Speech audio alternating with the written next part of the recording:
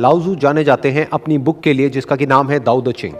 वैसे इसकी जो स्पेलिंग है दैट इज TAO, लेकिन इसको प्रोनाउंस करते हैं दाओ, और दाओ का मतलब होता है the way to the truth. तो लाओ ज़ू का जो पहला कोट है वो है, care about what other people think and you will always be their prisoner. क्योंकि आपकी खुशी अब किसी ना किसी और पे डिपेंड करेगी, उनकी नजरों पे डिपेंड करेगी कि वो किस नजर से आपको देख रहे हैं। उनकी नजरों में गिरे तो आप गिर गए, उनकी नजरों में उठे तो आप उठ गए। और उनका एक्चुअल में काम क्या है, दुनिया का एक्चुअल में काम क्या है, अंदर से लोग क्या चाहते हैं, आपका पड़ोसी क्या चाहता है, आपको उठाना या आपको गिराना। तो आप पूरी जिंदगी लगे रहो दुनिया को खुश करने के लिए, दुनिया आएगी 1 मिनट में आकर के आपकी सारी जो भी मेहनत है पूरी की पूरी जिंदगी की, उसकी धज्जियां उड़ा करके चली जाएगी।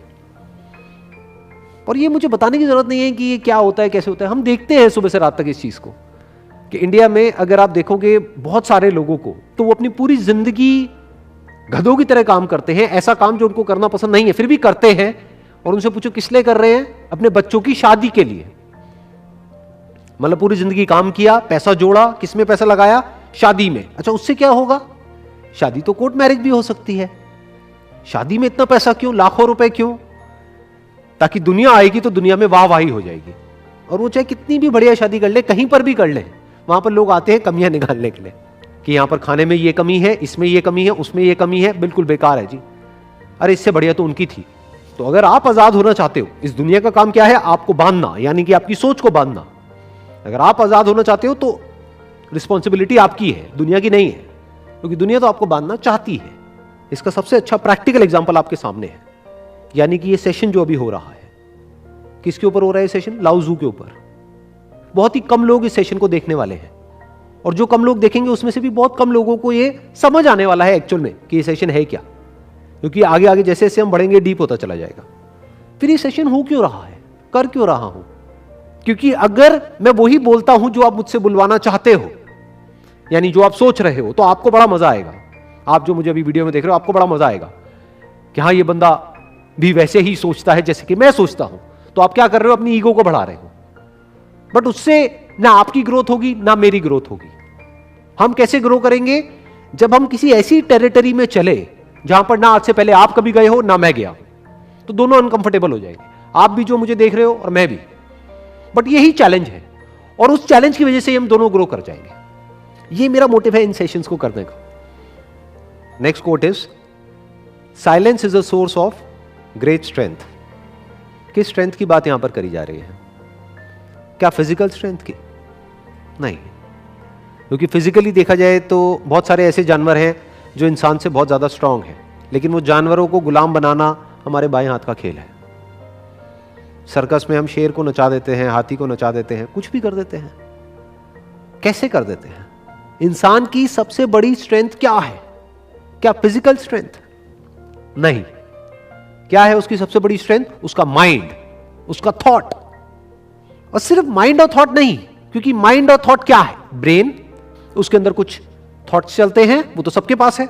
तो क्या सारे जो भी ह्यूमन बीइंग्स हैं सारे इक्वली स्ट्रांग हैं? नहीं। तो सिर्फ ब्रेन से कुछ नहीं होता है, सिर्फ थॉट से कुछ नहीं होता है, सिर्फ माइंड से कुछ नहीं होता है। It must be based upon right understanding.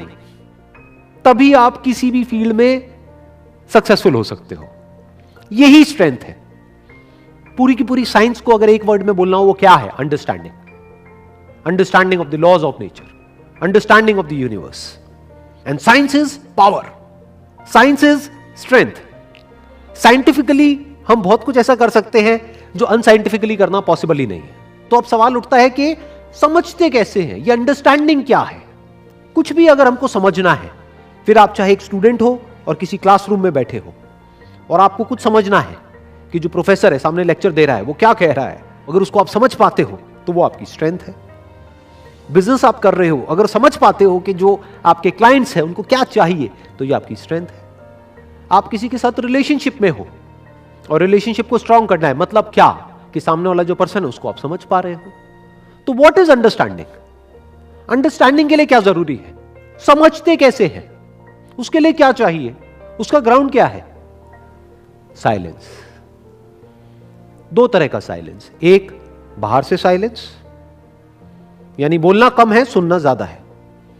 तब बोलना है जब जरूरी है, उतना बोलना है जितना जरूरी है, नहीं है तो चुप रहो। क्योंकि अगर आप बोलते ही रहोगे तो सुनोगे कैसे, और जब सुनोगे नहीं तो समझोगे कैसे। सोचो, जो सुबह से रात तक बड़बड़ बड़बड़ बड़बड़ बड़बड़ बोलता ही रहेगा, वो समझेगा कैसे कि जो मैं बोल रहा हूं उसका कोई मतलब भी है, या ऐसे ही मैं कुछ भी बोलता चला जा रहा हूं। तो दो तरह का साइलेंस चाहिए। एक, अपनी जबान पे कंट्रोल होना चाहिए, दैट इज साइलेंस। दूसरा साइलेंस अंदर। कभी ऑब्जर्व किया हम अपने अंदर ही अंदर कितना बोलते हैं सुबह से रात तक? उस बोलने को ही सोचना कहते हैं। अंदर चुप कैसे रहते हैं और बाहर चुप कैसे रहते हैं, अगर ये दोनों आपको आ जाए तो ये अपने आप में बहुत बड़ी पावर है। क्यों? क्योंकि अब आप समझने के लिए तैयार हो। अब आप कुछ भी समझ सकते हो, क्योंकि समझने के लिए देखना पड़ेगा, सुनना पड़ेगा बिना बोले।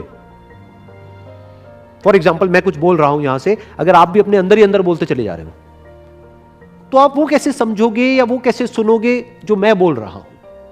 आप तो बस अपने ही थॉट्स पे उलझे रह जाओगे।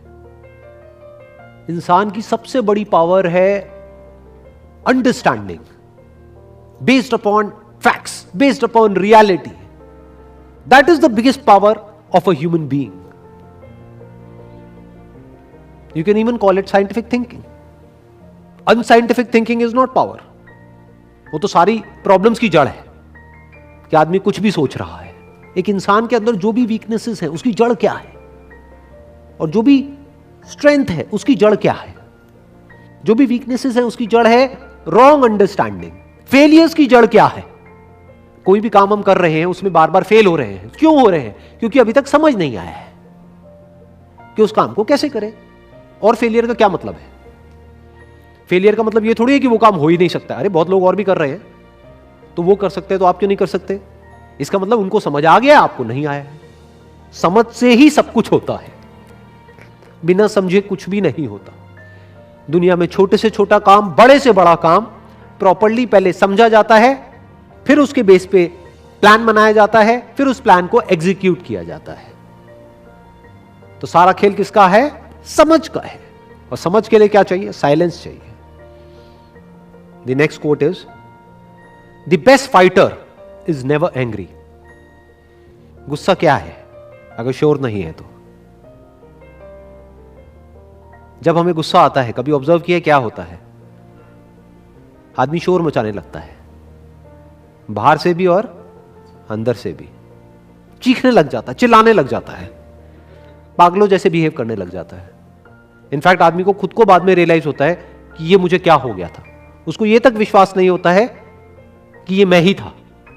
आदमी डर जाता है अपनी उस डार्क साइड को देख करके, अपने उस पागलपन को देख करके आदमी खुद ही घबरा जाता है, कहता है मैं ऐसा कैसे कर सकता हूं। तो गुस्से में क्या होता है? आदमी अपनी सुध बुध खो देता है, शोर मचाने लगता है बाहर से। लेकिन बहुत सारी सिचुएशंस ऐसी होती है जहां पर आप बाहर शोर नहीं मचा सकते। यानी सामने वाला अगर आपसे कमजोर है तो आप क्या करोगे? चीखोगे, चिल्लाओगे, या मारोगे, पीटोगे, किसी भी तरीके से सामने वाले को दबाओगे, अपने गुस्से को एक्सप्रेस करोगे। लेकिन अगर सामने वाला आपसे पावरफुल है तो, मान लो आप किसी कंपनी में काम करते हो और आपका बॉस है, आप चीख तो सकते नहीं, वहां पे चिल्ला तो सकते नहीं, उसको क्या करोगे? अंदर शोर मचाने लग जाओगे। दोनों ही केस में शोर है। इस शोर की वजह से प्रॉब्लम क्या होती है? मान लो एक रिंग है, वहां पर लड़ाई चल रही है, दो ओपोनेंट्स हैं। एक है जो बिल्कुल ही साइलेंट है, अंदर से भी और बाहर से भी। वो क्या कर रहा है? वो अपने ओपोनेंट को ऑब्जर्व कर रहा है। दूसरा है जिसके अंदर शोर है। शोर का मतलब क्या? गुस्सा है। वो अपनी ईगो के लिए लड़ रहा है। तो जहां ईगो होगी वहां पे गुस्सा आना ही आना है। उसके अंदर मैं है बहुत ही पावरफुल, तो उस मैं की वजह से अंदर शोर मचा पड़ा है। तो शोर की वजह से क्या होगा? वो ऑब्जर्व नहीं कर पाएगा, उसके मूव्स को वो देख नहीं पाएगा। तो जब देख नहीं पाएगा तो खुद को डिफेंड कैसे करेगा? वो सिर्फ अटैक करने की कोशिश करेगा। लेकिन ये जो बंदा साइलेंट है उसको सब कुछ नजर आ रहा है। उसका जो अटैक है वो उसको स्लो मोशन में नजर आ जाएगा, क्योंकि ये अंदर से साइलेंट है। ये एक साइलेंट फाइटर है। वो बड़े आराम से उसके अटैक को आते हुए देखेगा, हल्का सा साइड होगा, बचेगा, और उसको अटैक करेगा तो वो बच भी नहीं पाएगा। तो अगर लाइफ में हमको कुछ भी करना है, किसी भी प्रॉब्लम को फेस करना है, तो हमें यह सीखना होगा कि बिना किसी शोर के किस तरह से हम साइलेंटली उस प्रॉब्लम को ऑब्जर्व करें। और साइलेंट कैसे होते हैं?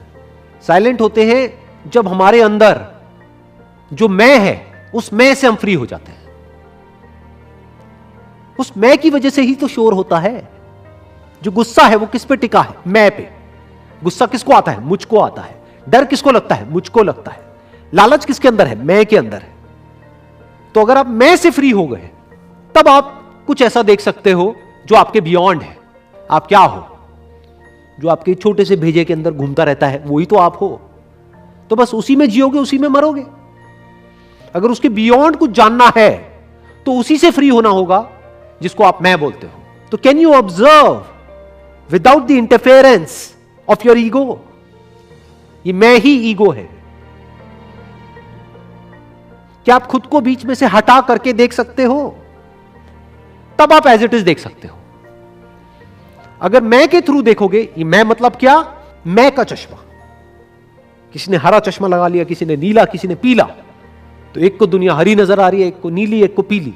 तो सबकी दुनिया अलग अलग है और वहीं पे आदमी जीता है, वहीं पे मरता है कि मेरे लिए दुनिया मतलब ये। एक्चुअल में तो कभी देखते ही नहीं है। पूरी जिंदगी निकल जाती है लेकिन देख नहीं पाते। तो साइलेंस का मतलब क्या है? मैं से फ्री होना। मैं से फ्री होने के बाद में क्या बचता है? शांति बचती है। वो शांति में क्या होता है? ऑब्जर्वेशन होता है। उस ऑब्जर्वेशन की वजह से क्या होता है? अंडरस्टैंडिंग होती है। और अंडरस्टैंडिंग क्या है? पावर है। अंडरस्टैंडिंग से बड़ी कोई पावर नहीं है। Wish you all the very best. Thank you so much.